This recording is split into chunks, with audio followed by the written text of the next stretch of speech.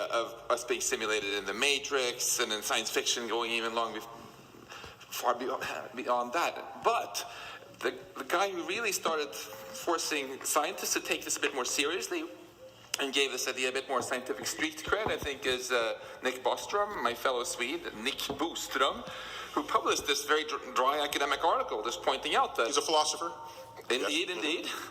And he pointed out that it seems like the laws of physics allow us to build amazingly powerful computers, way beyond what we have now, solar system-sized things, which could simulate minds that would feel just like us. And then he went on to say, it seems overwhelmingly likely, if you don't wipe out here on Earth, that in the future, the vast majority of all computations and all minds will be inside of such a computer. And therefore, he said,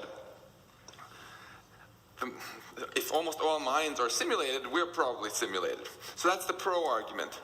Now, it sounds good, but... So just to clarify, so what you're saying is, if simulating universes becomes a pastime among those who have access to highly powerful computers, and we are in a universe, we are probably in a simulated universe, even if one of those universes is actually real. Right. That's basically... Is that fair? That's the fair summary, yeah. And if you're not sure at the end of the night whether you're actually simulated or not, my advice to you is go out there and live really interesting lives and do unexpected things so the simulators don't get bored and shut you down. Is that the cause of death? Okay. But now, in terms of the counter-argument, if you just take Nick seriously... That's the cause of death. My God. There's something fishy here, because suppose you buy into this and you're like, okay, I'm sold on Nick's argument. We are simulated. Let's talk then about our simulated universe. We're measuring the laws of physics here in the simulated world.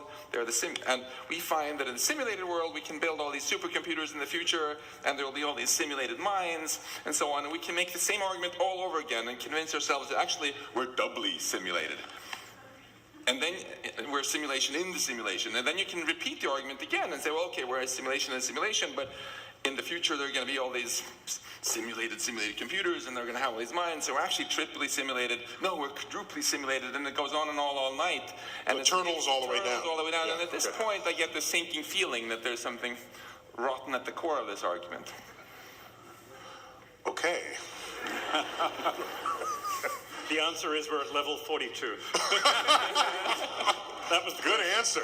No, 137. 137. That's the fine structure constant. Of course. And I think where the problem lies is that when you make this argument, right, about what kind of minds are really the most common, the simulated and non-simulated, it assumes that to answer that you have to know what the actual laws of physics are. But if we start making these sort of arguments, we have no clue what the laws of physics are. It doesn't matter what the laws here in our simulation, if it is one, are.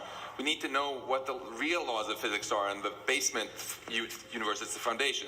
And if so, we don't really have access to that. So that's this philosophical nitpick, which seems to me swept under the rug here. Jim, where am I? Well, first of all, I have a finger. And, I look at it, and it seems to be real. And so my point of view is very conservative. Carl Sagan once said that extraordinary statements, and I'm paraphrasing. Claims, yeah. Right? Extraordinary claims require extraordinary evidence. Now, Zora has told us about a kind of evidence, and that's the kind of evidence that would convince me as a physicist. But what I do is sort of a mathematical model of physics.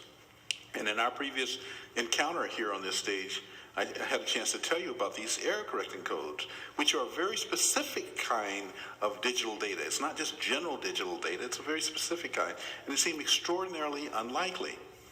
And I have to tell you that one of the reasons I enjoy talking to audiences like this is they get us experts out of our comfort zone.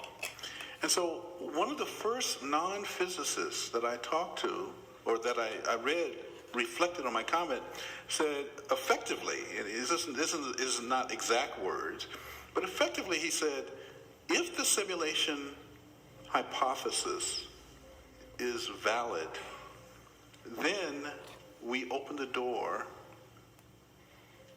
to eternal life and resurrection, and things that formerly have been discussed in the realm of religion. And the reason is really quite simple, because if you think about a computer, if we are a simulation, then we're like programs in a computer.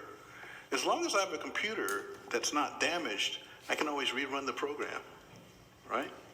So if you really believe that we are in a simulation and there's some structure that runs that simulation, unless something damages that structure, then we can be repurposed. And so it starts to break down a very funny barrier between what people often think is the conflict between science and the conflict between faith. So what you're saying is that if we are simulated, that means there's a code that's doing it, and that code was started at some point, and in principle, it could just be rebooted, and then all of this would happen exactly the way it happened before, because it's running the same computer program. If one accepts the simulation hypothesis as an accurate description of nature.